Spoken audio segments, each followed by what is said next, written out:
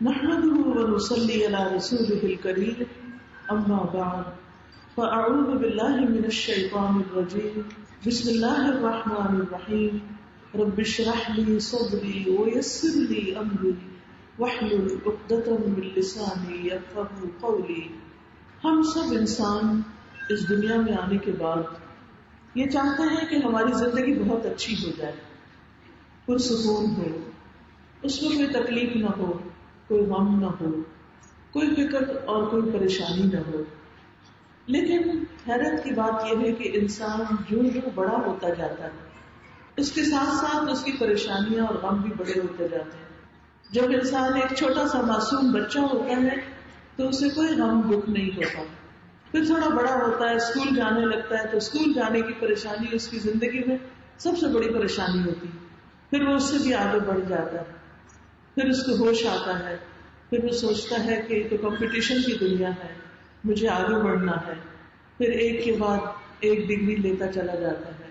پھر جاب میں کمپٹیشن ہے، پھر شادی ہے، پھر شادی کے فکر اور غم الگ ہے. پھر بچے پیدا ہو جاتے ہیں، پھر ان کے مسائل ہیں، پھر ان کی شادیاں ہیں، پھر بڑھاپا ہے اور اس کے مسائل ہیں، اور پھر بالآخر انسان ان ساری پریشانیوں کو پار کر کے اپنے رب سے جا ملتا ہے. تو بات یہ ہے کہ یہ جو کچھ ہم اپنی زندگیوں میں دیکھتے ہیں اس سے چھٹکارا تو نہیں. فکر اور پریشانی تو لازم و ملزوم ہے، لیکن انہی فکروں اور پریشانیوں کے اندر کچھ لوگ ایسے ہوتے ہیں کہ جو بڑی پرسکون زندگی بھی بسر کرتے ہیں.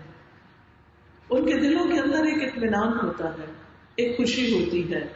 باہر کا موسم تو نہیں بدلتا، باہر کی مشکلات تو ختم نہیں ہوتی، لیکن ان کے اپنے دل کے اندر، ان کی روح کے اندر ایک سکون پیدا ہو جاتا ہے. اس کا راز کیا ہے؟ وہ کیسے ہو سکتا ہے؟ اب دیکھیے، جیسے موسم بدلتے ہیں، کبھی سردی ہے کبھی گرمی ہے، تو ہم اس کو تو تبدیل نہیں کر سکتے، وہ تو اپنی جگہ رہے گا ہی. لیکن ہم اپنے لیے انتظام کر لیتے ہیں، گرمیاں ہوں تو ٹھنڈے پنکھے اور اے سی کا انتظام کر لیتے ہیں، یا اور کچھ نہیں تو درختوں کی چھاؤں ہی بڑی غنیمت نظر آتی ہے. اور اگر سردیاں ہوں تو اسی طرح موٹے کپڑے پہن لیتے ہیں، لحاف اوڑھ لیتے ہیں اور اپنے مسائل کے حل کے لیے کچھ نہ کچھ بندوبست کر لیتے ہیں. لیکن بات یہ ہے کہ جب ہمارے دل کا معاملہ آتا ہے تو ہم یہ بھول جاتے ہیں کہ اس کا بندوبست بھی اندر سے ہی کچھ کرنا ہے، خود ہی کچھ کرنا ہے. حالات نہیں بدل سکتے، ہم دوسرے لوگوں کی عادتیں نہیں بدل سکتے. ہم سوچتے ہیں یہ شخص میری زندگی میں بڑی پریشانی کا باعث ہے اور یہ شخص بڑی پریشانی کا باعث ہے، اس سے جان چھوٹ جائے تو میری زندگی آسان ہوگی. لیکن ہم دیکھتے ہیں ایک سے جان چھوٹتی ہے تو ایک اور مشکل کھڑی ہوتی ہے. تو مسائل کہیں حل ہوتے نظر نہیں آتے. لیکن اللہ سبحانہ و تعالیٰ کا وعدہ ہے کہ جو لوگ اچھے کام کریں گے ان کو ہم ضرور پاکیزہ زندگی بسر کرائیں گے. سورۃ النحل کی آیت نمبر 97 میں اللہ تعالیٰ فرماتے ہیں، من عمل صالحا من ذکر او انثى وهو مؤمن فلنحيينه حیاتا طیبہ ولنجزینهم اجرهم باحسن ما كانوا يعملون. جو بھی نیک عمل کرے، جو بھی مرد ہو یا عورت، مردوں کے ساتھ یہاں عورت کے لیے الگ نام لیا گیا، مرد ہو یا عورت، جو بھی نیک عمل کرے، اچھا کام کرے اور وہ مومن بھی ہو، تو یقیناً ہم اسے ضرور زندگی بخشیں گے، پاکیزہ زندگی، اچھی زندگی، حیات طیبہ، عمدہ زندگی، اور یقیناً ہم انہیں ان کا اجر ضرور بدلے میں دیں گے. ان کے اجر ان کے بہترین اعمال کے مطابق جو وہ کیا کرتے تھے. یعنی انہیں دنیا میں بھی اچھی زندگی ملے گی اور آخرت میں ان کے اعمال کے مطابق جس لیول کے، جس درجے کے انہوں نے کام کیے ہوں گے اس کے مطابق انہیں ان کے اجر ضرور نصیب ہوں گے. لیکن سوال یہ پیدا ہوتا ہے کہ یہ کیا چیز ہوتی ہے؟ یہ اچھی زندگی کیسی زندگی ہوتی ہے؟ یہ وہ زندگی ہوتی ہے جس میں انسان کا دل پرسکون ہوتا ہے، جس میں انسان جب تک دنیا میں رہتا ہے اللہ سبحانہ وتعالیٰ انہیں قناعت جیسی دولت عطا کرتا ہے، اپنے پر توکل کرنا سکھاتا ہے، ان کے اندر اطاعت کا جذبہ پیدا کر دیتا ہے، خوش نصیبی کی زندگی ہوتی ہے. جس میں انسان اپنے رب کی رضا پر، اپنے رب کے فیصلوں پر راضی ہوتا ہے تو ان کے دلوں میں ایک ٹھنڈک ہوتی ہے، ایک اطمینان ہوتا ہے. پرسکون زندگی ضروری نہیں کہ عیش و عشرت والی زندگی ہو، کہ ہمارا بہت بڑا گھر ہو، اس گھر کی وجہ سے ہماری زندگی پرسکون ہو جائے. آپ نے دیکھا ہوگا کہ بہت سے لوگ بڑے گھروں میں رہنے کے باوجود بھی پرسکون نہیں ہوتے. پرسکون زندگی میں نہیں ہوتی کہ جس میں بہت قیمتی لباس پہنا ہو انسان نے. بہت سے لوگ قیمتی لباس پہن کے بھی خوش نہیں ہوتے. پرسکون زندگی وہ نہیں ہوتی جس میں انسان طرح طرح کے کھانے کھاتا رہتا ہے. بہت سے لوگ دن رات اپنے زبان کے ٹیسٹ بدلتے ہیں، اس کے باوجود سوتے ہوئے وہ گولیاں کھا کے ہی سوتے ہیں، ان کو سکون کی نیند نہیں آتی.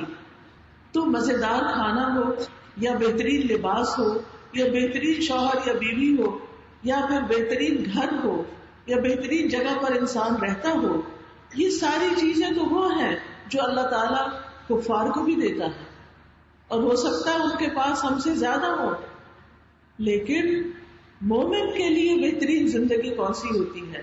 مومن کے لیے بہترین زندگی پاکیزہ زندگی ہوتی ہے، جس میں وہ اپنے رب کی اطاعت کے مطابق زندگی بسر کرتا ہے. اس شخص کا دل پرسکون ہوتا ہے، کیونکہ الا بذکر اللہ تطمئن القلوب، وہ اللہ کا ذکر کرتا ہے.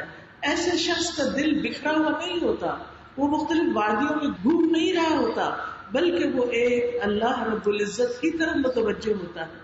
اس کا سارا غم بس ایک ہی ہوتا ہے، سارے غم اس ایک غم میں سمٹ جاتے ہیں، اور وہ ہوتا ہے کہ میرا رب مجھ سے راضی ہو جائے. کیونکہ اس کو پتا ہے کہ سب سے بڑا تو وہ ہے.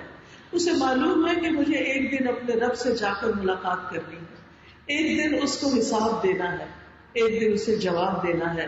اس لیے وہ رب سے محبت کرتا ہے، رب کی ملاقات کا شوق رکھتا ہے، رب سے باتیں کرتا ہے. رب سے ملاقات اور رب کا دیدار کرنا اس کی سب سے بلند ترین سوچ بن جاتی ہے. آپ دیکھیے کہ دنیا میں انسان سوچتا ہے میں یہ چیز دیکھ لوں، یہ کھا لوں، یہ پہن لوں. ہماری خواہشات کیا ہیں؟ ایسا ہو شادی کے لیے، ایسی ہو ساس، ایسا ہو گھر وغیرہ وغیرہ، ایسے ہی خواب دیکھتے رہتے ہیں لوگ. لیکن جو پرسکون زندگی والا شخص ہوتا ہے وہ ان ساری چیزوں سے اوپر اٹھ کے اپنے رب کی ملاقات کا شوق رکھتا ہے. وہ دنیا کی چیزوں میں الجھا ہوا نہیں ہوتا. اسے پتا ہے کہ میرے لیے خوشی کا دن اصل میں وہ ہوگا جس میں اپنے رب کو دیکھوں گا. اور جب انسان اپنے رب کو دیکھے گا تو وہ آنکھوں کی ٹھنڈک نصیب ہوگی کہ دنیا کے سارے غم بھول جائیں گے. وہ سکون اور وہ خوشی نصیب ہوگی کہ جس کے بعد جنت بھی حقیر نظر آئے گی. اس کو باقی چیزیں اس کے مقابلے میں بہت چھوٹی نظر آئیں گی. پھر دنیا تو کیا، جہاں جنت بھی پیچھے رہ جائے وہاں پھر اس سے بڑی خوشی اور کیا ہو سکتی ہے. تو یاد رکھیے پرسکون زندگی دراصل دل کی زندگی ہوتی ہے، دل کا سکون ہوتا ہے جس میں انسان کو دنیا میں جو بھی نعمت ملے وہ بندہ اس پر راضی ہوتا ہے. جس کی زندگی میں شکر گزاری ہوتی ہے، جس کی زندگی میں شکوے شکایتیں نہیں ہوتی، وہ انسان پرسکون ہوتا ہے جو نعمتوں کو دیکھ سکتا ہے، جسے رب کی نعمتیں نظر آتی ہیں، وہ نعمتوں کو محسوس کرتا ہے. وہ شخص جس کے دل میں تقویٰ ہوتا ہے، جس کے دل میں اللہ کی یاد کی لذت ہوتی ہے، یعنی اس کا دل ایسا ہوتا ہے کہ جو ہی وہ رب کو یاد کرتا ہے اپنے دنیا کے کام کاج بکھیڑوں میں، جب ذرا سا بھی اس کو تھوڑی سی فرصت ان چیزوں سے ملتی ہے اور وہ دل سے رب کو یاد کرتا ہے تو اس کا دل سرور سے بھر جاتا ہے. بالکل ایسے ہی جیسے جو لوگ دنیا کی چیزوں سے محبت کرتے ہیں، جب ان کو یاد کرتے ہیں، جب ان کو نظر آتی ہے تو ان کا دل خوشی سے بھر جاتا ہے. تو ایمان والوں کا دل اللہ کی یاد سے، اللہ کے ذکر سے، اللہ کی بات سے اسی طرح خوشی سے بھر جاتا ہے. یاد رکھیے پرسکون زندگی وہ ہے جو اللہ کی رضا میں گزرتی ہے.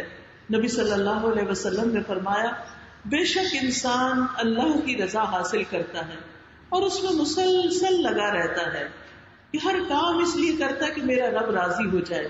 تو اللہ عز و جل جبریل علیہ السلام سے فرماتا ہے کہ بے شک میرا فلاں بندہ میری رضا کی تلاش میں ہے، آگاہ رہو اس پر میری رحمت ہے. یعنی یہ جو مجھے راضی کرنے کی فکر کرتا ہے اس پر میری رحمت ہے. تو جبریل علیہ السلام کہتے ہیں کہ فلاں پر اللہ کی رحمت ہو. حاملین عرش فرشتے، یعنی اللہ کا عرش اٹھانے والے فرشتے، وہ بھی کہتے ہیں. اور پھر ان کے آس پاس جتنے بھی فرشتے اور ہوتے ہیں، حتیٰ کہ 7 آسمانوں والے بھی کہنے لگتے ہیں. اور یہ بات زمین پر بھی اتار دی جاتی ہے، کیا کہ اس فلاں پر اللہ کی رحمت ہو. اور پھر آپ دیکھیے کہ ایسے لوگوں کا تذکرہ جب ہوتا ہے تو ان کے ناموں کے ساتھ کیا لگتا ہے؟ رحمت اللہ علیہ یا رحمہ اللہ، اللہ ان پر رحم کرے، ان پر اللہ کی رحمتیں ہیں. یہ جب ہوتا ہے جب انسان سب سے بڑھ کر اللہ سے محبت کرتا ہے، اللہ کے رب ہونے پر راضی رہتا ہے کہ میرا رب ہے نا. جب بھی کوئی مشکل آتی ہے تو وہ کہتے ہیں میں اکیلا تھوڑی ہوں، میرا رب ہے نا، میرا رب ہے جو میری مدد کرے گا، میرا رب ہے جو میری حفاظت کرے گا، میرا رب ہے جو مجھے کافی ہے. کیونکہ ایسا بندہ اللہ کو اپنے لیے کافی سمجھتا ہے. اور اس میں ہم دیکھتے ہیں ابن عباس رضی اللہ عنہ سے روایت ہے کہ ابراہیم علیہ السلام نے جب انہیں آگ میں پھینکا جا رہا تھا، آگ کے علاوہ میں پھینکا جا رہا تھا، اس وقت انہوں نے کہا تھا حسبنا اللہ و نعم الوکیل، کافی ہے ہمیں اللہ اور وہ بہترین کارساز ہے.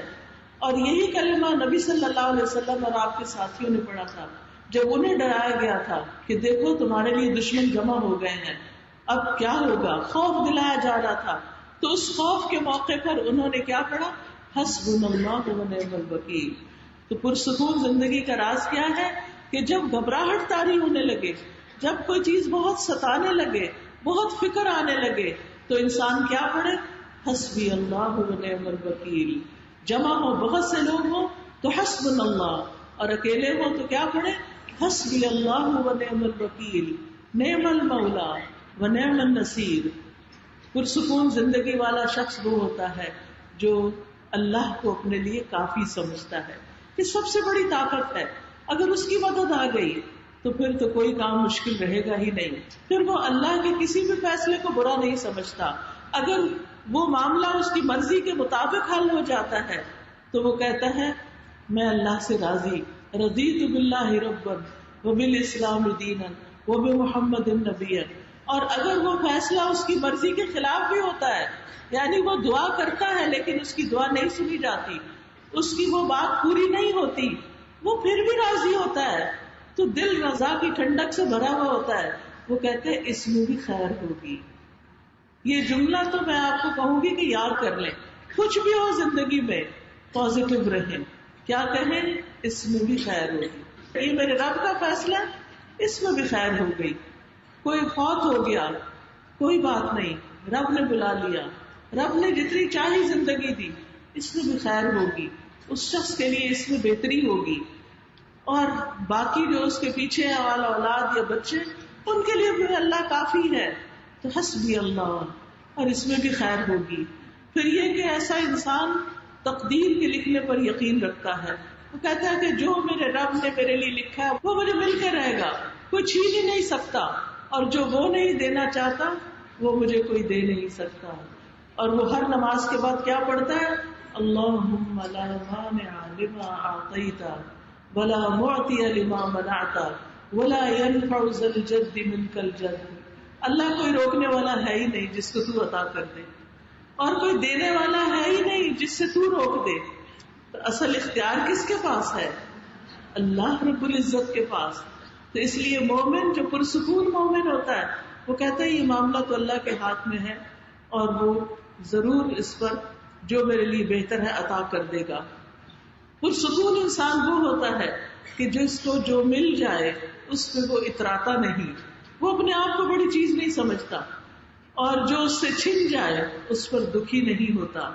لوگوں سے بے نیاز ہوتا ہے، لالچ نہیں رکھتا، حسد نہیں کرتا، دوسروں کے ساتھ نفرت نہیں کرتا، کیونکہ اس کو پتا ہے کہ لوگوں کو جو کچھ ملا ہے یہ میرے رب نے دیا ہے. تو کیا میں اپنے رب کی تقسیم پہ ناراض ہو جاؤں؟ اگر زیادہ دیا ہے تو بھی میں خوش ہوں. اگر لوگوں کے پاس کم ہے تو مجھے ان سے نفرت نہیں کرنا، یہ بھی رب ہی کی تقسیم ہے. اس نے مجھے زیادہ دے دیا، ان کو کم دے دیا، میں بھی رب کا بندہ، یہ بھی رب کے بندے. تو ہم اللہ ہی کے پیدا کردہ انسان ہیں، ہمیں کسی سے نفرت نہیں کرنی. لہذا ایسا شخص لوگوں کے بارے میں بری رائے نہیں رکھتا اور ہر حال میں اس کو خیر والی زندگی ہی نصیب ہوتی ہے. جب اسے خوشی ملتی ہے تو کیا کہتا ہے؟ مومن کیا کہتا ہے جب خوشی ملتی ہے؟ الحمدللہ الحمدللہ بنعمتہ تتم الصالحات. وہ خود کریڈٹ نہیں لیتا، اپنی طرف نہیں جاتا، بلکہ وہ کہتا ہے یہ اللہ کے فضل سے ہوا ہے. اور اگر اس کی زندگی میں کوئی تکلیف آتی ہے تو کیا کہتا ہے؟ الحمدللہ علی کل حال. شابش، بتائیے نا جو سیکھا ہوا ہے. وہ غم میں کہتا ہے الحمدللہ علی کل حال، کہ اللہ کا شکر ہے ہر حال میں، دکھ میں بھی اور سکھ میں بھی. آپ دیکھیے ایسا بندہ کیسے پریشان ہو سکتا ہے کہ دو حالتوں میں سے ایک حالت میں ہر وقت انسان ہوتا ہے اور وہ ہر حال میں خوشی رہتا ہے. پھر ایسا شخص دوسروں سے اپنے تعلقات اچھے رکھتا ہے، دوسروں کی عزت کرتا ہے، ان کے ساتھ اچھی طرح عاجزی کے ساتھ پیار اور محبت کے ساتھ سلام دعا کرتا ہے، ان کو آسانیاں بانٹتا ہے، ان کو تکلیف میں مبتلا نہیں کرتا، کسی کے بارے میں بدگمان نہیں ہوتا. کیونکہ جب انسان کسی کے بارے میں برا سوچتا ہے تو دراصل وہ اس کے اپنے دل کی خرابی ہوتی ہے، اور جو دل کسی کے لیے برا ہے وہ اپنے لیے اچھا نہیں ہو سکتا. تو جب ہم کسی کی بھی اچھی بات سوچتے ہیں تو اس کا فائدہ ہم ہی کو پہنچتا ہے. کیا فائدہ ہوتا ہے؟ ہمارا دل صاف ہوتا ہے، ہمارا دل پاکیزہ ہوتا ہے، کیونکہ ہم اس میں کسی کے لیے برا نہیں سوچ رہے. پھر اسی طرح وہ کسی کا تجسس نہیں کرتا. تجسس کرنے سے بہت سی خرابیاں پیدا ہو جاتی ہیں. وہ اس سے سن لیتا ہے، اس سے پوچھتا ہے اس نے کیا کیا، اس نے کیا کہا، ہر وقت اس کا ہم و غم یہی باتیں رہتی ہیں. اور جب پتہ چلتا ہے کہ کسی نے میرے خلاف کچھ کیا تو اس کے رنج و غم کا عالم ہی کچھ اور ہوتا ہے. پھر وہ انسان دکھی ہو جاتا ہے. جو اس سے بے نیاز ہو جائے کہ کوئی بندہ مجھے کوئی نقصان نہیں دے سکتا، وہ جو مرضی کر لے مجھے نہیں نقصان دے سکتا، تو مجھے ضرورت ہی نہیں ہے تجسس کی. جب ہر فائدہ اور ہر نقصان کا مالک اللہ ہی ہے تو مجھے تجسس کی ضرورت نہیں. اور مجھے اس کے بجائے کہ میں لوگوں کے پیچھے تجسس کروں، مجھے دوسروں کے کام آنا ہے، میں دوسروں کی مدد کروں، میں دوسروں کی خدمت کروں. حدیث میں آتا ہے انصر اخاک ظالما او مظلوما، اپنے بھائی کی مدد کرو خواہ وہ ظالم ہے یا مظلوم. صحابہ نے پوچھا کہ ہم مظلوم کی مدد کرنا تو جانتے ہیں لیکن ظالم کی مدد کیسے کریں؟ تو آپ نے فرمایا اس کو ظلم سے روک کر. ہمارا کوئی بہن بھائی، کوئی دوست، کوئی رشتہ دار لوگوں کے ساتھ بدتمیزی کرتا ہے، بد اخلاقی برتتا ہے، ظلم کرتا ہے، تو ہمارا کیا فرض بنتا ہے کہ اس کو چھوڑ دیں؟ نہیں، اس کو سمجھائیں، اس کو روکیں، اس کے ساتھ بات کریں اور اس کو احساس دلائیں کہ یہ بات غلط ہے، تمہارے لیے نقصان دہ ہے. چاہے وہ اپنا بچہ ہو، چاہے اپنے والدین ہو، چاہے کوئی بھی ہو. تو مومن کے لیے ایک آئینے کی طرح ہوتا ہے، وہ آئینہ دیکھتا بھی ہے اور دکھاتا بھی ہے. اس سے پھر کیا ہے؟ تعلقات اچھے ہو جاتے ہیں. اور پھر آپ دیکھیے کہ جو دوسروں کے کام آتے ہیں، کام دوسروں کا کر کے تھکتے ہیں لیکن زندگی ان کی پرسکون ہوتی، دل اپنا خوش ہوتا ہے. رسول اللہ صلی اللہ علیہ وسلم نے فرمایا اللہ کے نزدیک وہ لوگ سب سے زیادہ پیارے ہیں جو دوسرے لوگوں کے لیے زیادہ فائدہ مند ہیں، زیادہ لوگوں کو فائدہ دیتے ہیں. اور اللہ عز و جل کے ہاں سب سے پسندیدہ اعمال یہ ہے مسلمان کا اپنے بھائی کو خوش کرنا. اب دیکھیے یہ اللہ کا پسندیدہ کام ہے. آج آپ جا کر اپنے گھر میں امی کو یا شوہر کو یا بچے کو یا ہمسائے کو، کوئی بھی جس کو آپ چاہیں ضرور خوش کریں گے، اور اس لیے خوش کریں گے کہ یہ میرے رب کی خوشی کی بات ہے، اس سے میرا رب خوش ہو. اس لیے نہیں کہ میں امی کو خوش کر کے ان کے پاؤں دبا کے یا اس کے سر پہ تیل ڈال کے کہوں مجھے فلاں چیز دے دے. یہ تو پھر مطلب ہی بات ہوئی نا، اور امی نے کر دی نا، اب آپ کا ہو گیا موڈ آف. کدھر گئی خوشی؟ خوشی تو ختم ہو گئی. خوشی کب ہوگی؟ جب آپ کہیں اللہ میں دل خالص کر کے صرف تجھے خوش کرنے کے لیے ان کو خوش کر رہی ہوں. یعنی کسی نہ کسی کو ضرور خوشی دیں. یہ اللہ کے نزدیک بہت پسندیدہ کام ہے. یا کسی کی تکلیف دور کرنا. آپ دیکھیں کہ بعض اوقات چھوٹی چھوٹی چیزیں ہوتی ہیں تکلیف دینے والی. راستے میں کوئی چیز پڑی ہوئی ہے، کوئی اٹک سکتا ہے، کچھ گرا ہوا ہے، کوئی اور اسی طرح ہے، ایسی کوئی چیزیں نظر آتی ہیں تو اس صورت میں کیا کرنا چاہیے؟ وہ تکلیف دہ چیزیں دور کر دیں. جب آپ کسی کی تکلیف دور کریں گے تو پھر کیا ہوگا؟ آپ کی تکلیفیں دور ہوں گی اور یہاں سے زندگی پرسکون ہو جائے گی.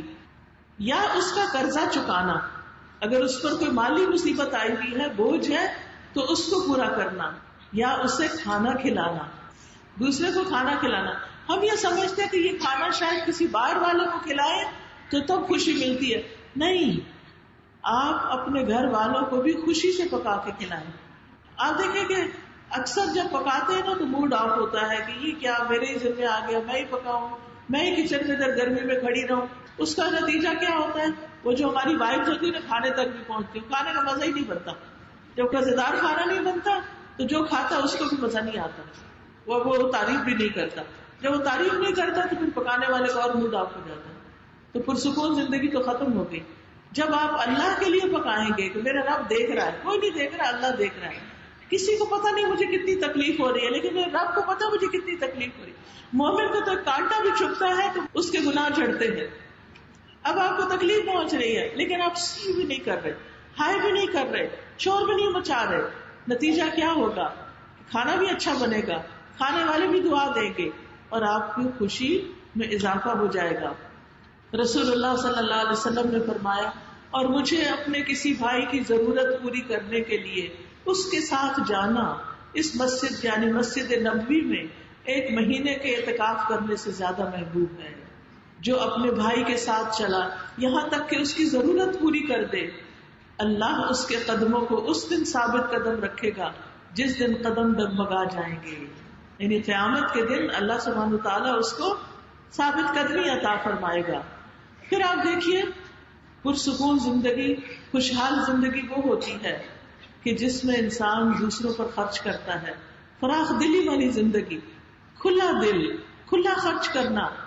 اور پھر کنجوسی اور بخل جو ہے وہ دل کو بھی تنگ کرتا ہے، اور جب دل بھیجتا ہے، دل تنگ ہوتا ہے، انسان کسی کو کچھ دے نہیں سکتا تو کبھی خوشی نہیں مل سکتی. خوشی شرح صدر کا نام ہے، سینے کے کھلا ہو جانے کا نام ہے اور دل کے کھلا ہو جانے کا نام ہے.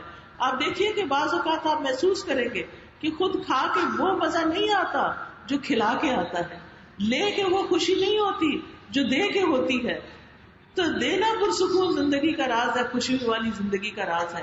پھر اسی طرح قناعت والی زندگی، رسول اللہ صلی اللہ علیہ وسلم نے فرمایا، تحقیق وہ آدمی کامیاب ہو گیا جس نے اسلام قبول کیا اور کفایت کے مطابق اس کو روزی نصیب ہو گئی، یعنی اس کے لیے کھانا پینا کافی ہے، اور اللہ نے اسے اپنی نعمتوں میں سے جو کچھ دیا اس پر قناعت کی دولت عطا کر دی، یعنی وہ راضی ہے. چھوٹا سا بھی گھر ہے تو اس پر بھی خوش ہے کہ اللہ شکر ہے یہ چھت ہے. کتنے ہی لوگ ہیں ایسے ہیں جن کے پاس یہ چھت نہیں، تو وہ یہ نہیں روتا رہتا کہ میرا گھر فلاں محل کی طرح کیوں نہیں. اس لیے کہ زیادہ کی خواہش میں تو کہیں انتہائی نہیں. اگر آپ کے پاس محل بھی ہوگا تو آپ کہیں گے کہ وہ میرے پاس فلاں جیسا محل ہوتا، پھر ایک اور دوڑ میں لگ جائیں گے، ایک اور دوڑ میں لگ جائیں گے. تو کہیں بھی انسان کی تمنا اور خواہشات کی انتہا نہیں ہوتی. اس لیے انسان کو جو ملا ہے اس پر راضی ہو جائے. پھر اسی طرح بعض اوقات ہم یہ کہتے ہیں کہ ہم نیک کام بھی کرتے ہیں، روزہ، نماز، دین کی تبلیغ، سب کچھ، اور آزمائشیں ختم نہیں ہوتی. لیکن یاد رکھیے اللہ جس سے محبت کرتا ہے اس کو آزمائش میں مبتلا کر دیتا ہے. تو مومن کو یہ چیز بھی خوش کر جاتی کہ اچھا یہ اللہ کی محبت کی علامت ہے، کیونکہ اللہ تعالیٰ اس بندے کو ٹھوک بجا کے دیکھتا ہے، اس کو ہمیشہ کی جنتیں اس کو عطا کرنی ہے. اس لیے اللہ سبحانہ وتعالیٰ اس بندے کے ساتھ یہ مہربانی کرتا ہے کہ اس کو اور چمکاتا ہے.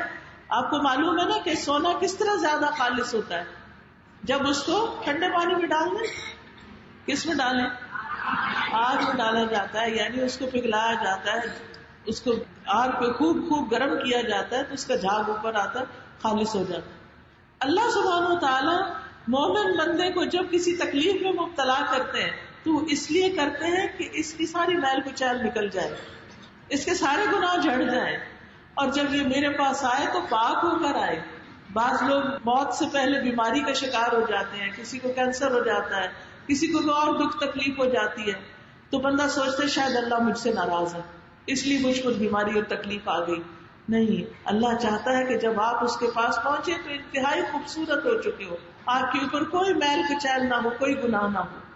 تو ایسا بندہ یہ سوچ کر کہ میں صاف ہو رہا ہوں، مجھے کھڑا کیا جا رہا ہے، وہ پریشان نہیں ہوتا پھر اپنی اس بیماری میں، وہ اللہ کے اس فیصلے کو بھی قبول کر لیتا ہے، ورنہ بیماری اپنی جگہ اور اس پر یہ غم اور دکھ پریشانی اور زیادہ اس بیماری کو بڑھا دیتی ہے۔ تو یاد رکھیے، اچھی زندگی ان لوگوں کی ہوتی ہے جن کا دل ہر حال میں مطمئن ہوتا ہے، پاکیزہ زندگی بسر کرنے والے کا دل مطمئن ہوتا ہے اگرچہ حالات کیسے بھی ہوں۔ اور اس میں بہت سے اقوال ہیں، یعنی علماء نے اس میں بہت سی باتیں کی ہوئی ہیں، لیکن اصل بات یہ ہے کہ مسلمان کو چونکہ ہر مشکل پر اجر ملتا ہے، تو اس لیے حالات جیسے ہوں وہ حالات کا رونا نہیں روتا، وہ یہ نہیں کہتا حالات موافق نہیں، گھر والے تعاون نہیں کرتے، یہ نہیں وہ نہیں، وہ جو کچھ بھی ہوتا ہے اسی کے اندر اپنا رستہ بنا لیتا ہے۔ پھر آپ دیکھیے کہ جیسے حدیث میں آتا ہے، نبی صلی اللہ علیہ وسلم نے فرمایا، اللہ تعالیٰ فرماتے ہیں، یہ حدیث قدسی ہے، اے آدم کے بیٹے، اگر تو صدمے کے شروع میں صبر اور ثواب کی امید رکھے تو میں تیرے لیے جنت کے علاوہ اور کسی بدلے کو پسند نہ کروں۔ یعنی جب تجھے تکلیف پہنچے اور تو اس وقت اپنے آپ کو کنٹرول کر لے، یہ نہیں کہ اس وقت چیخ داڑ کر کے پھر کہا میں صبر کر رہا ہوں، نہیں، صدمے کے شروع میں جو صبر کر لیتا ہے اس کا بدلہ جنت کے سوا کچھ اور نہیں، یعنی اس کے لیے جنت لکھ دی جاتی ہے۔ ایسے لوگ پھر تکلیف کیسے بھی آئے اس پر بڑے ہی پرسکون ہوتے ہیں۔ امام ابن تیمیہ کا نام کس کس نے سنا ہوا؟ ماشاءاللہ کافی لوگوں نے سنا ہوا۔ امام ابن تیمیہ جو تھے ان کو قید کی سزا ہو گئی، جیل میں چلے گئے۔ جب وہ وہاں پر پہنچے تو وہ کہتے ہیں میرے دشمن میرا کیا بگاڑ سکتے ہیں، میری جنت اور میرا باغ میرے سینے میں ہے، میرے دل میں ہے، میں جہاں بھی جاؤں وہ میرے ساتھ ہے، وہ اس باغ کو مجھ سے الگ نہیں کر سکتے۔ یہ ہے پرسکون زندگی۔ جیل میں پہنچ کے کہتے ہیں میری جنت میرے سینے میں ہے، میں یہاں بھی خوش ہوں۔ دیکھیں نا، جب خوشی ہوتی ہے تو انسان جھونپڑی میں بھی خوش ہوتا ہے، وہ اس کا بھی شکوہ نہیں کرتا، اور اگر پریشان ہوتا تو محل میں بھی پریشان رہتا ہے۔ وہ کہتے ہیں میرا جیل میں بند ہونا میری اللہ کے ساتھ تنہائی ہے، اب اس وقت کوئی بیچ میں رکاوٹ نہیں، کوئی نہیں، میں اکیلا ہوں اپنے رب کے ساتھ، اللہ سے باتیں کروں گا، اللہ کا ذکر کروں گا، اللہ کی عبادت کروں گا، مجھے اور زیادہ وقت مل گیا ہے، اور اگر یہ مجھے قتل کر دیں گے تو میرا قتل میری شہادت ہوگی، شہادت نصیب ہو جائے گی، تو کیا نقصان ہے میرا، کیا بگڑے گا، اور اگر یہ ملک سے باہر نکال دیں گے تو وہ میری سیر ہو جائے گی، نیا ملک دیکھ لوں گا۔ جب ان کو قلعے کے اندر قید کیا گیا تو وہ کہا کرتے تھے اگر میں اس قلعے کے برابر سونا بھی خرچ کر دوں تو یہ سارا خرچ کرنا میرے نزدیک اس نعمت کے شکر کے برابر نہیں کہ مجھے زیادہ سے زیادہ عبادت کا موقع مل گیا۔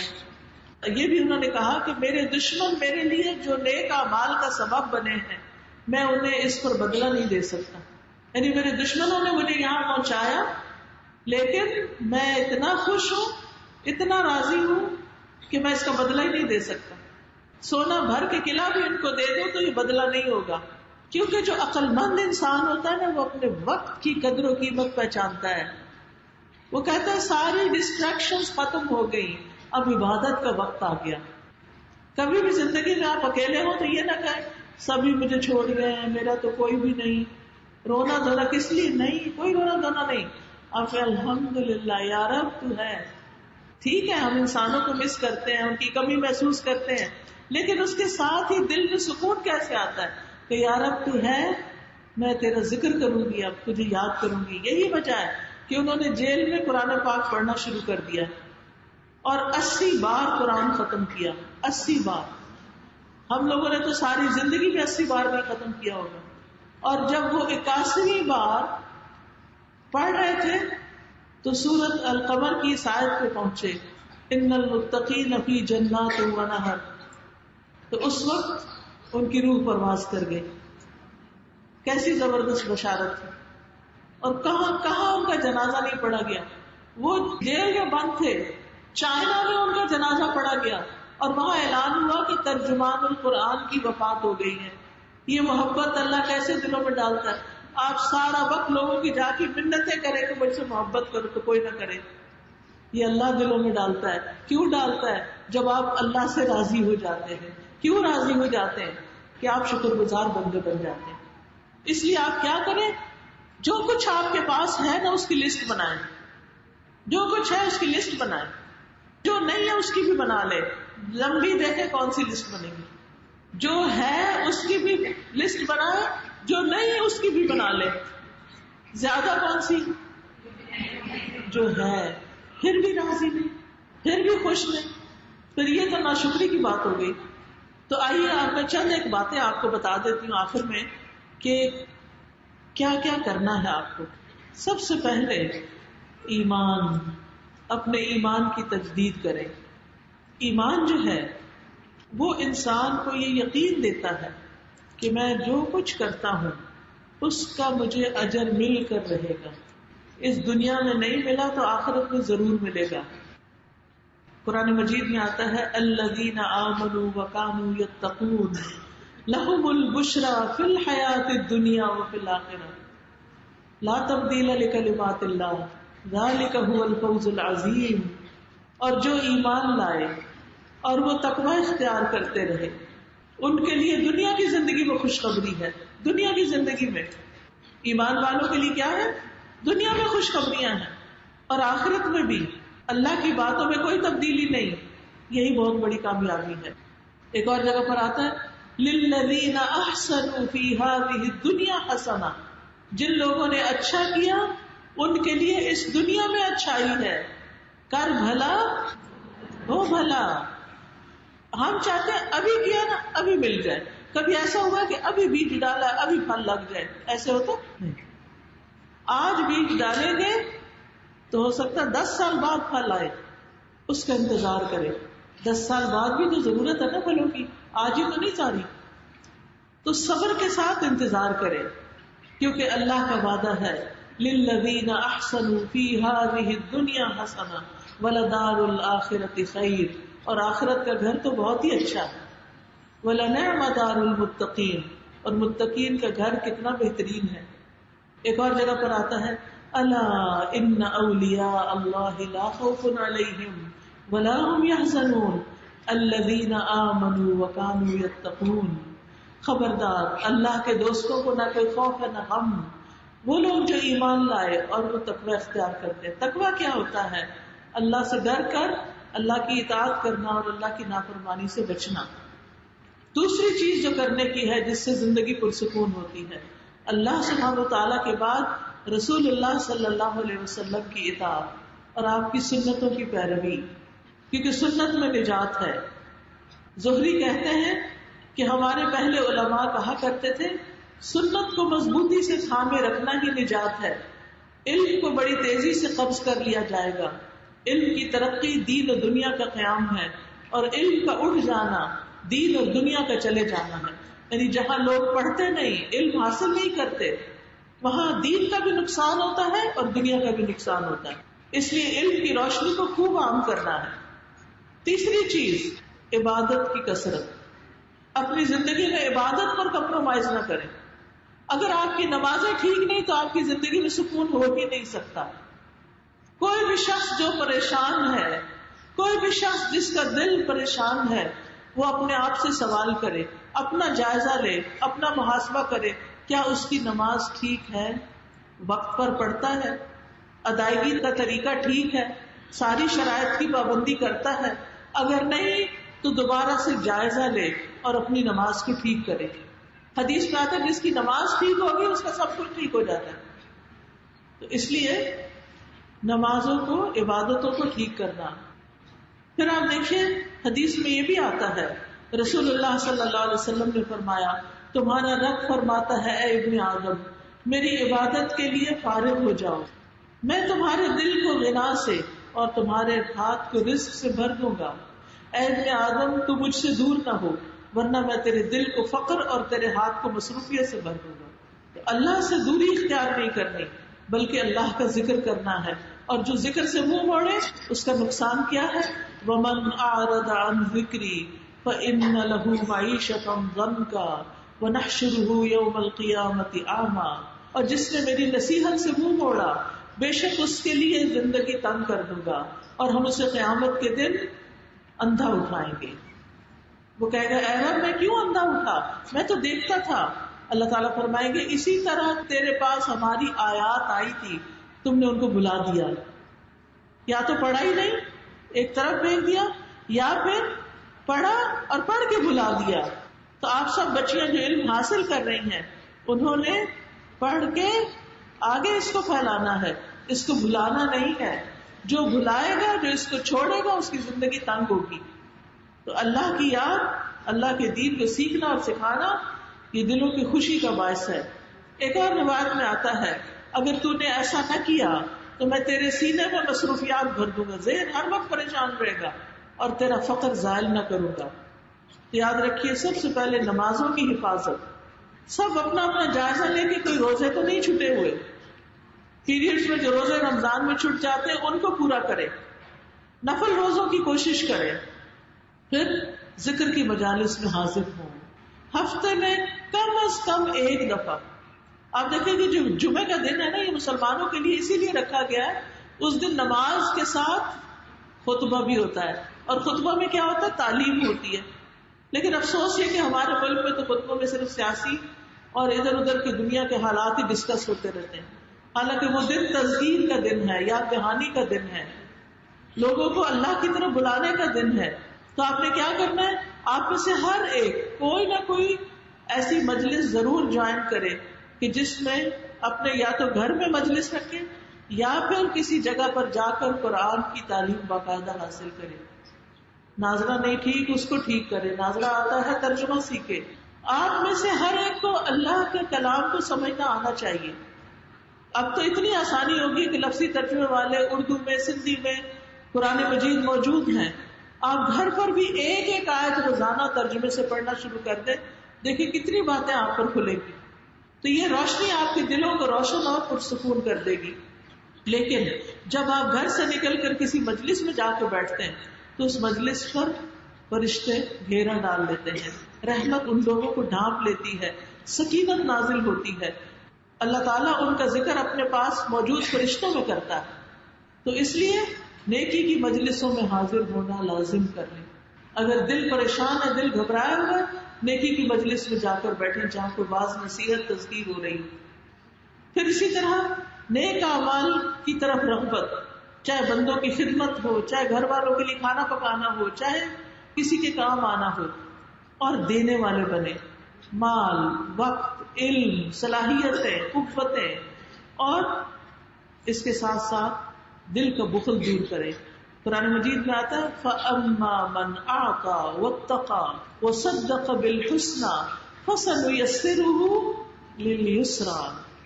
وہ جس نے دیا, یعنی جو لوگوں کو دینے والا ہے, اور کچھ نہیں تو آسانیاں دینے والا ہے. پاس پیسے نہیں ہے, مال نہیں, علم نہیں, کچھ لوگوں کے لیے زندگی آسان کرتا ہے, ہر کسی کی تکلیف میں کام آتا ہے. وَاتَّقَى, اور اللہ سے ڈرتا ہے, یعنی اللہ کی خاطر سب کچھ کرتا ہے, اور اس نے اچھی بات کو سچ مانا. وَصَدَّقَ بِالْحُسْنَى, اچھی باتوں کو مان لیا, اس پہ عمل کر لیا.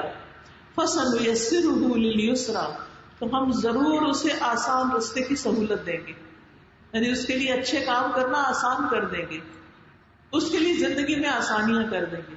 آسانیاں بانٹو, آسانیاں پاؤ, دوسروں کے لیے زندگی آسان کرو, اللہ آپ کے لیے آسانی کر دے گا. اور سب سے بڑی آسانی کیا ہوگی کہ دل کے اندر سکون آ جائے گا.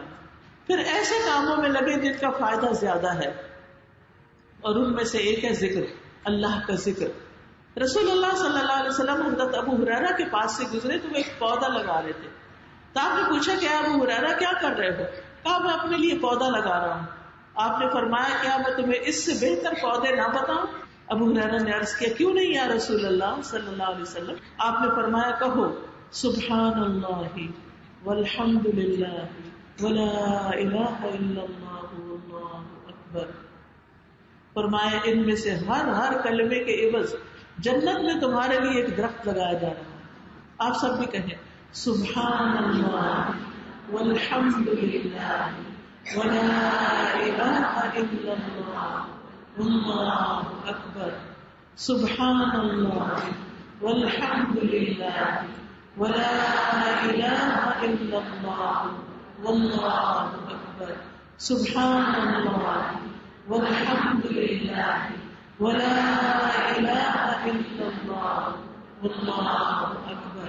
تو آپ دیکھیے کہ چند دفعہ بھی آپ یہ پڑھ لیا کریں، اگر کوئی شخص 100 دفعہ دن میں پڑھتا ہے تو وہ اتنی نیکیاں کما لیتا ہے کہ اس سے آگے کوئی نیکیوں میں نہیں نکل سکتا۔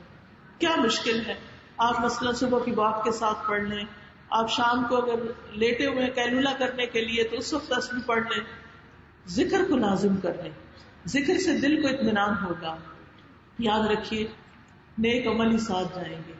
جب انسان فوت ہوتا ہے اس کا مال کیا ساتھ جاتا ہے؟ کفن کے سوا کچھ نہیں جاتا۔ اور کفن بھی کس چیز کا ہوتا ہے؟ ریشمی کپڑے کا، قیمتی کپڑے کا، گوٹا کناری لگی ہوتی ہے؟ نہیں، کیسا ہوتا ہے؟ سادہ سفید لٹے کا۔ اس کی جیبیں ہوتی ہیں، کچھ بیچ میں ڈالا ہوا ہوتا ہے کہ ساتھ ہی لے جاؤ، لے بھی جائے تو کس کام کا؟ کسی کام کا نہیں۔ وہ یہاں اپنے ہاتھ سے کچھ کر لے اس کا بڑا فائدہ، ساتھ نہیں جائے گا۔ اولاد ساتھ جاتی ہے، کوئی بھی قبر میں ساتھ رہنے کو تیار ہے؟ کوئی بھی نہیں۔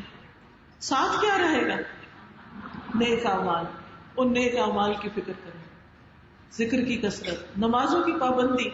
سب سے پہلا حساب کس چیز کا ہوگا؟ نمازوں کا ہوگا۔ پھر اسی طرح قرآن سے تعلق۔ قرآن اللہ کا کلام ہے۔ دنیا میں کتنی کتابیں آپ نے پڑھی ہوگی، اللہ کی کتاب بھی پڑھیے اور سمجھ کر پڑھیے کہ اللہ تعالیٰ کیا کہتا ہے۔ کوئی اور کتاب سمجھے بغیر نہیں پڑھی جاتی سوائے قرآن کی۔ مسلمان اتنا بڑا ظلم کرتے ہیں اس کتاب کے ساتھ کہ اس کا مطلب ہی نہیں جانتے۔ لہٰذا آج سے لے کے اگلے سال کا ٹارگٹ رکھ لے کہ میں نے اس پورے سال میں قرآن کا ترجمہ یاد کر لینا، اور جو نیت کر لے کہ اللہ تعالیٰ ان کے لیے آسانی بھی کر دے گا انشاءاللہ۔ یاد رکھیے قرآن پڑھنا پڑھانا ایک ایسی تجارت ہے جو کبھی بھی خراب نہیں ہوگی۔ فرمایا ان الذین یتلون کتاب اللہ واقاموا الصلاۃ وانفقوا مما رزقناہم سرا وعلانیۃ یرجون تجارۃ لن تبور۔ بے شک جو لوگ اللہ کی کتاب پڑھتے ہیں اور انہوں نے نماز قائم کی اور جو کچھ ہم نے انہیں دیا اس میں سے خرچ کرتے ہیں، کھلے بھی اور چھپا کر بھی، وہ ایسی تجارت کی امید رکھتے ہیں جو کبھی بھی برباد نہ ہوگی۔ اس میں پروفٹ ہی پروفٹ ہے، پروفٹ ہی پروفٹ۔ ایک حرف پڑھتے ہیں 10 نیکیاں مل جاتی ہیں۔ کسی بھی کتاب کو ایک حرف پڑھ کے 10 نیکیاں ملتی ہیں؟ 10 نمبر ملتے ہیں آپ کو؟ نہیں۔ لیکن ہم باقی چیزیں خوب پڑھتے کیونکہ دنیا کی کوئی ڈگری کوئی مال کچھ مل جائے گا، لیکن اللہ کی کتاب نہیں پڑھتے، روز تلاوت نہیں کرتے۔ تو اس کو پکڑے۔ بعض بزرگ کہتے ہیں جب ان کو بتایا جاتا کہ ایک مسلمان نہ قرآن پڑھتا ہے نہ حفظ کرتا ہے، وہ کہا کرتے تھے وہ کیسے پھر خوش ہوتا ہے؟ جو قرآن نہیں پڑھتا وہ خوش کیسے ہوتا ہے؟ اور کس چیز کو ترنم کے ساتھ پڑھتا ہے؟ گا کے کیا چیز پڑھ سکتا ہے پھر؟ یعنی انسان کے اندر اللہ نے رکھا ہے نا، اچھی آواز دی ہے، لہک لہک کے پڑھنے کا شوق رکھا ہے، اسی لیے آپ دیکھیں کہ سب سے زیادہ اٹریکٹ گانوں کی طرف ہوتے ہیں، کیونکہ قرآن نہیں پڑھتے نا تو وہ تجوید کے ساتھ ویسے نہیں پڑھنا آتا، بلند آواز سے نہیں پڑھتے، لہٰذا وہ ساری انرجی دوسری طرف چلی جاتی۔ اب تو افسوس یہ کہ ہمارے اسکولوں میں بھی بچوں کو بچپن سے ہی میوزک، ڈانسنگ، سنگنگ انہی چیزوں پہ لگا دیا جاتا ہے، اور جب وہ قاری صاحب آتے ہیں تو وہ اس وقت سو رہے ہوتے ہیں بچے، ان کا دل ہی نہیں چاہتا پڑھنے۔ یہ مسلمانوں کے گھرانے، کیا واقعی ہم مسلمان ہیں کہ جہاں ہم اللہ کی بات کرنے میں شرم محسوس کرتے ہیں، جہاں ہم دین کی بات کرنے میں شرم محسوس کرتے ہیں؟ وہ رب جو آسمانوں کا مالک ہے اس کو بڑا نہیں سمجھتے، اور وہ جو 4 پیسوں کا مالک ہو جاتا ہے اس کے لیے ہمارے دل میں بہت بڑی عظمت آ جاتی ہے۔ ہم کیسے مسلمان ہیں؟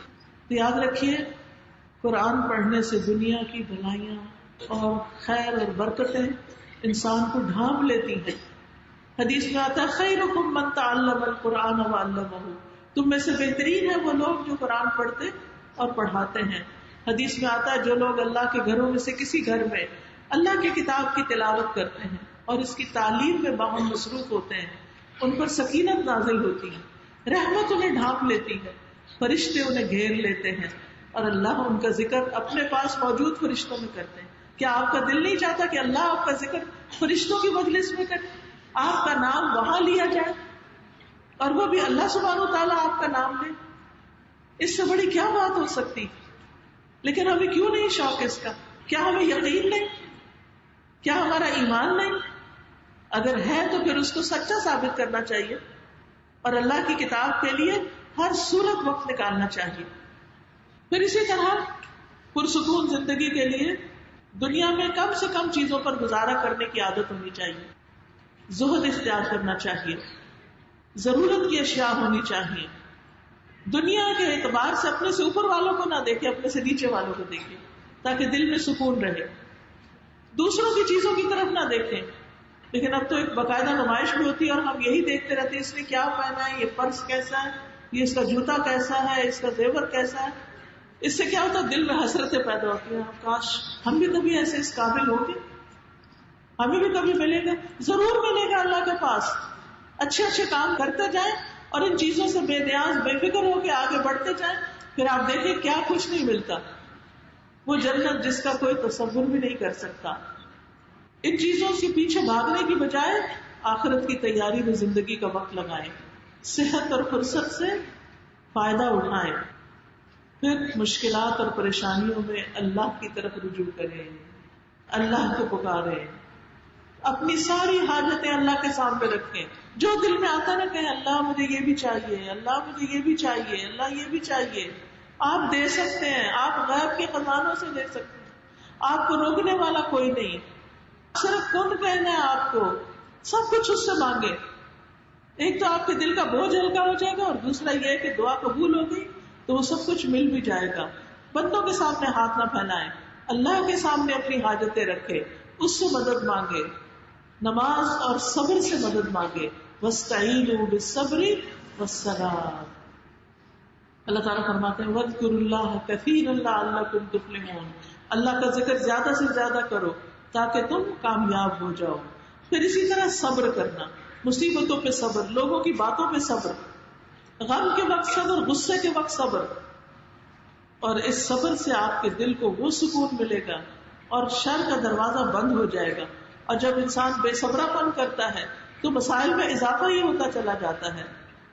پھر تکلیف اگر آئے کوئی تو اس کے اجر پر نظر رکھیں، تکلیف کو نہ دیکھیں، اس کا اجر دیکھیں. جب اجر دیکھیں گے تو آپ کا دل سکون میں آ جائے گا. پھر قیامت کے دن کے ثواب پر نظر رکھیں. یاد رکھیے جو پرسکون زندگی ہوتی ہے نا، اس میں نیند بھی پرسکون ہوتی اور اس میں ہر کام کو انسان انجوائے کرتا ہے. چاہے وہ کھانا پینا ہو، چاہے وہ سونا ہو، چاہے وہ پڑھنا ہو، چاہے وہ پڑھوانا ہو، چاہے وہ پکانا ہو، چاہے وہ کسی کی عادت کرنی ہو، کسی کی خدمت کرنی ہو. وہ ہر لمحے کو انجوائے کرتا ہے انسان، کیونکہ وہ جانتا ہے میرا رب دیکھ رہا ہے. وہ ہر کام کو خوشی سے کرتا ہے. اسی طرح اس کی زندگی گزرتی ہے اطمینان کے ساتھ، حتیٰ کہ موت آ جاتی ہے. موت کے وقت فرشتہ آ کر کیا کہے گا؟ یا ایتھا النفس المطمئنہ ارجعی الی ربک راضیۃ مرضیہ فادخلی فی عبادی وادخلی جنتی. اے نفس مطمئنہ، اپنے رب کی طرف لوٹ آؤ اس حال میں کہ تم راضی ہو، اللہ کی پسندیدہ ہو. بس میرے خاص بندوں میں داخل ہو جاؤ، میری جنت میں داخل ہو جاؤ. جس کی زندگی پرسکون اس کی موت بھی پرسکون، جس کی زندگی پرسکون اس کی موت بھی پرسکون اور اس کی قبر بھی پرسکون. مرتے وقت ہی فرشتے خوشخبریاں دینے لگتے ہیں. فَأَمَّا إِن كَانَ مِنَ الْمُقَرَّبِينَ فَرَوْحٌ وَرَيْحَانٌ وَجَنَّةُ نَعِيمٍ وَأَمَّا إِن كَانَ مِنْ أَصْحَابِ الْيَمِينِ فَسَلَامٌ لَكَ مِنْ أَصْحَابِ الْيَمِينِ. اگر مرنے والا مقربین میں سے، اللہ کے قریب لوگوں میں سے ہو تو اس کے لیے راحت، عمدہ رزق اور نعمتوں والی جنت ہوگی. اور اگر وہ دائیں ہاتھ والوں میں سے ہو تو کہا جائے گا تجھ پر سلام، تو دائیں ہاتھ والوں میں سے. یہ خوشخبری مل جانا دنیا کی سب سے بڑی خوشخبری ہے کہ موت کے وقت کہا جائے سلام لک من اصحاب الیمین. اللہ اکبر. کیونکہ اس وقت اگر فرشتوں نے جان نکالتے ہوئے سختی کی اور کہا کہ تم چلو اللہ کی ناراضگی کی طرف، تم نے کوئی رضامندی کا کام نہیں کیا، تو کیا بنے گا؟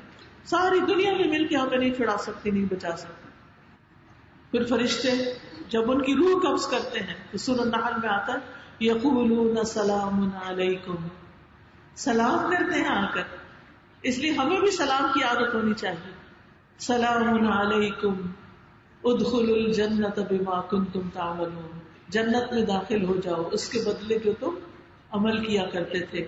مرتے ہی آرام اور سکون کا مل جانا، راحت اور اطمینان کا نصیب ہونا.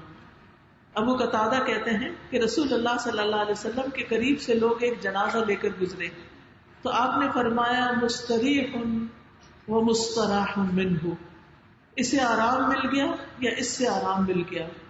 عرض کیا گیا یا رسول اللہ اس کا مطلب کیا ہے؟ آپ نے فرمایا مومن بندہ دنیا کی مشقتوں اور اس کی تکلیفوں سے اللہ کی رحمت میں نجات پا جاتا ہے، یعنی اللہ کی رحمت کی طرف چلا جاتا ہے. اور فاجر گناہگار بندہ اس سے بندے اور شہر اور درخت اور چوپائے سب آرام پا جاتے ہیں کہ شکر ہے دنیا سے گیا، سب کی مصیبت آسان ہوئی. پھر قبر اس کا انتظار کرتی ہے، قبر اس کو پرسکون کر دیتی ہے. قبر میں اس کے لیے جنت کی طرف سے دروازہ کھڑکی کھول دی جاتی ہے جس سے وہ جنت کے نظارے کرتا رہتا ہے. آپ سوچیں آپ کسی بھی جگہ پر ہو، یہ ایسا ہی ہے جیسے کچھ لوگ ٹی وی کا اسکرین سامنے ہو تو چاہے اکیلے ہو گھر میں انجوائے کرتے رہتے، کبھی ہنستے ہیں، کبھی روتے ہیں، کبھی کچھ کرتے کبھی کچھ کرتے. تو قبر کے اندر چاہے اندھیرا یا کچھ بھی، جنت کی کھڑکی کھلی ہے، کیا کیا نظارے دیکھ رہے ہوں گے. تو وہ قبر بھی ان کے لیے کیا بن گئی؟ پرسکون بن گئی. اسے سکون کی نیند بھی سلا دیا جاتا ہے کہ اب سو جو قیامت کے دن تمہارے لیے آسانیاں ہوگی. پھر قیامت کے دن وہ اٹھے گا تو اس وقت لوگ منہ میں پسینے کی لگام ڈالے ہوئے ہوں گے اور مومن پر صرف زکام کی طرح کا حال ہوگا. کافر پر موت جیسی چیز طاری ہوگی، لیکن مومن جنت میں سکون سے داخل ہوگا. ان المتقین فی جنات وعیون ادخلوها بسلام آمنین. بے شک متقی لوگ باغوں اور چشموں میں ہوں گے، اس میں سلامتی کے ساتھ بے خوف ہو کے داخل ہو جاؤ. کوئی ڈر نہیں آج تمہیں، کوئی پریشانی نہیں. یہ کیوں ہے؟ اس لیے کہ دنیا انہوں نے اللہ کی اطاعت میں گزاری تھی، اللہ کے بندے بن کر رہے تھے، دنیا میں اپنے اس دن کی تیاری کر لی تھی، اپنی آخرت کے لیے سامان تیار کر لیا تھا، یہاں کا رزق بنا کے رکھا تھا. اور اس وقت انہیں آواز دی جائے گی آج تم صحت مند رہو گے، کبھی بیمار نہ ہوگے، تم زندہ رہو گے، کبھی موت نہیں آئے گی، تم ہمیشہ جوان رہو گے، آج کے بعد کبھی بوڑھے نہیں ہوگے، تم آرام میں رہو گے، تمہیں کوئی تکلیف نہیں آئے گی. اور یہی اللہ تعالیٰ کا فرمان ہے وَنُودُوا أَن تِلْكُمُ الْجَنَّةُ أُورِثْتُمُوهَا بِمَا كُنتُمْ تَعْمَلُونَ. پکارا جائے گا یہ ہے وہ جنت جس کے تم وارث بنائے گئے، یہ تمہارے ان اعمال کے بدلے میں ہے جو تم کرتے رہے. تو آج ہماری فکر کیا ہونی چاہیے؟ نیک اعمال، اچھی سوچ، اچھا خیال، اچھی نیت، اچھا ارادہ، اخلاص، دوسروں کی عزت احترام، ہر کام شوق سے کرنا، تکلیف میں صبر کرنا، اللہ کا ذکر کرنا، اللہ کے بندوں کے لیے بھلائی چاہنا، خیر خواہی چاہنا اور دعا کرنا. سب سے آخری چیز ہے دعا. تو آئیے دعا کر لیتے ہیں کہ اللہ تعالیٰ ہمیں دنیا اور آخرت کی بھلائیاں نصیب فرمائے. سبحان اللہ والحمد للہ ولا الہ الا اللہ واللہ اکبر ولا حول ولا قوة الا باللہ العلی العظیم. اللہم صلی علی محمد وعلى آل محمد كما صليت على إبراهيم وعلى آل إبراهيم إنك حميد مجيد. اللهم بارك على محمد وعلى آل محمد كما باركت على إبراهيم وعلى آل إبراهيم إنك حميد مجيد. ربنا آتنا في الدنيا حسنة وفي الآخرة حسنة وقنا عذاب النار. اللهم أصلح لي ديني الذي هو عصمة أمري وأصلح لي دنياي التي فيها معاشي وأصلح لي آخرتي التي فيها معادي واجعل الحياة زيادة لي في كل خير واجعل الموت راحة لي من كل شر. اللهم أحسن عاقبتنا في الأمور كلها وأجرنا من خزي الدنيا وعذاب الآخرة. اللهم إني أعوذ بك من عذاب القبر وأعوذ بك من عذاب النار ومن فتنة المحيا والممات ومن فتنة المسيح الدجال. اللهم إني أسألك العافية في الدنيا والآخرة. اللهم إني أعوذ بك من ضيق الدنيا وضيق يوم القيامة. اللهم اقسم لنا من خشيتك ما تحول به بيننا وبين معصيتك ومن طاعتك ما تبلغنا به جنتك ومن اليقين ما تهون به علينا مصائب الدنيا. اللهم متعنا بأسماعنا وأبصارنا وقواتنا ما أحييتنا واجعله الوارث منا واجعل ثأرنا على من ظلمنا وانصرنا على من عادانا ولا تجعل مصيبتنا في ديننا ولا تجعل الدنيا أكبر همنا ولا مبلغ علمنا ولا تسلط علينا من لا يرحمنا. اے اللہ ہم میں اپنا خوف اتنا عطا کر کہ وہ ہمارے اور ہمارے گناہوں کے درمیان حائل ہو جائے، اور اپنی فرما برداری ہم میں اتنی تقسیم کر دے کہ ہمیں تیری جنت تک پہنچا دے، اور اتنا یقین عطا کر کہ ہم پہ دنیا کی مصیبتیں آسان ہو جائیں، اور جب تک تو ہمیں زندہ رکھے ہمارے کان، آنکھ اور قوت سے ہمیں فائدہ عطا کر، اور انہیں ہمارا وارث بنا دے، اور ہمارا انتقام اسی تک کرنا جو ہم پہ ظلم کرے، دشمنوں کے مقابلے میں ہماری مدد کرنا، اور ہمارے دین میں مصیبت نازل نہ کرنا، دنیا کو ہمارا سب سے بڑا ہم و غم نہ بنا، اور نہ دنیا کو ہمارے علم کی انتہا بنا، اور ہم پر ایسے شخص کو مسلط نہ کرنا جو ہم پر رحم نہ کرے.